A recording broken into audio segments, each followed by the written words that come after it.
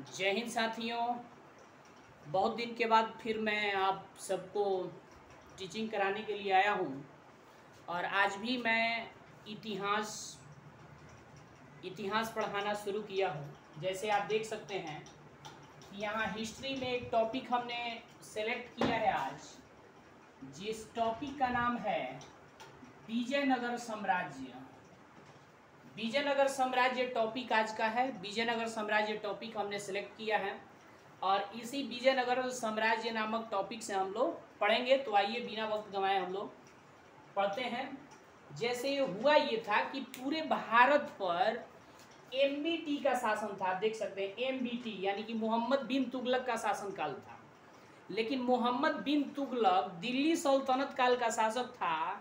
वो इतना व्यस्त हो गया शासन में, इतना व्यस्त हो गया कि मोहम्मद बिन तुगलक की व्यस्तता का लाभ उठा करके दो भाइयों ने यानी कि हरिहर और बुक्का नामक दो भाइयों ने एक नए साम्राज्य की स्थापना की, जिस साम्राज्य का नाम पड़ा विजयनगर साम्राज्य।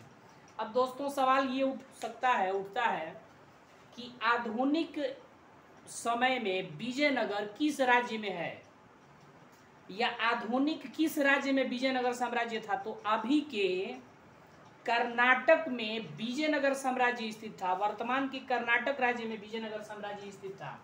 यानी कि मोहम्मद बिन तुगलक की व्यस्तता का लाभ उठाकर हरिहर और बुक्का नामक दो भाइयों ने विजयनगर साम्राज्य की स्थापना की। विजयनगर साम्राज्य वर्तमान के कर्नाटक नामक राज्य में स्थित है। इसके बाद से जो है देखिएगा, आप देख सकते हैं कि विजयनगर शब्द का अर्थ होता है जीत का शहर। विजयनगर शब्द का शाब्दिक अर्थ होता है जीत का शहर। और ये जो हरिहर और बुक्का थे, इन हरिहर और बुक्का नामक दो भाइयों के द्वारा अपने पिता के नाम पर एक वंश की स्थापना की गई थी, जिस वंश का नाम था संगम वंश। यानी कि विजयनगर साम्राज्य में संगम वंश की स्थापना हरिहर और बुक्का नामक दो भाइयों ने किया था। अब विजयनगर साम्राज्य की स्थापना कब हुई थी? तो विजयनगर साम्राज्य की स्थापना 1336 ईस्वी में हुई थी। अगला पॉइंट ये आता है कि एक विजयनगर साम्राज्य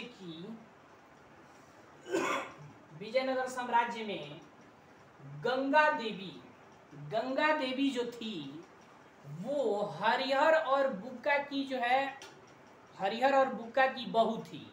यानी हरिहर और बुक्का के लड़के का नाम था कुमार कंपन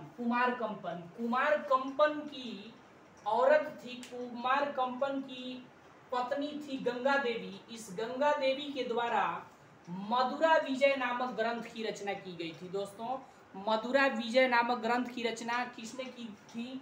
तो मदुरा विजय नामक ग्रंथ की रचना जो है की थी गंगा देवी द्वारा हुआ था। और गंगा देवी कौन थी?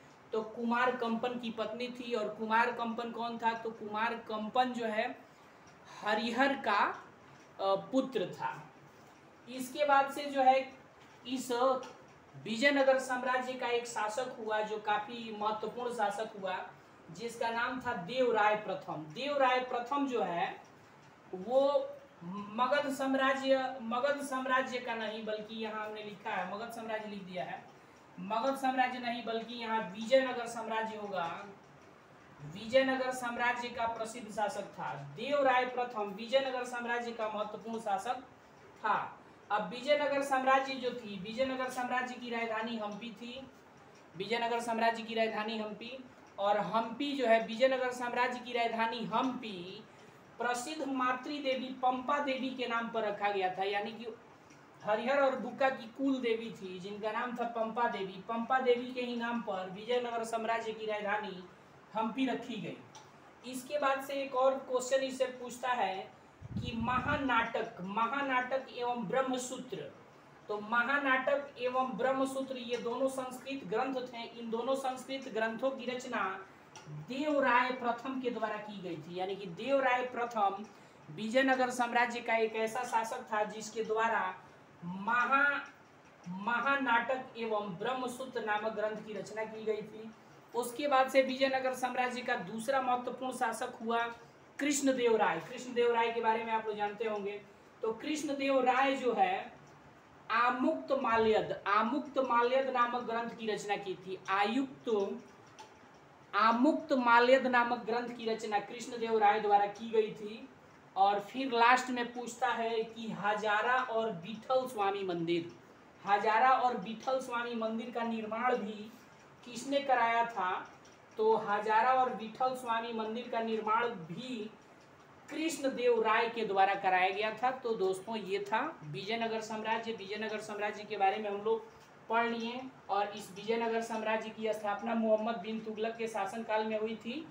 हरिहर और बुक्का ने विजयनगर साम्राज्य की स्थापना की थी। तो ये संक्षिप्त परिचय था विजयनगर साम्राज्य से। और लगता है आप लोगों को कि यह बेहतर है, तो आप लोग इस वीडियो को सब्सक्राइब कीजिए, लाइक कीजिए, शेयर कीजिए। धन्यवाद। मिलते हैं अगले क्लास में।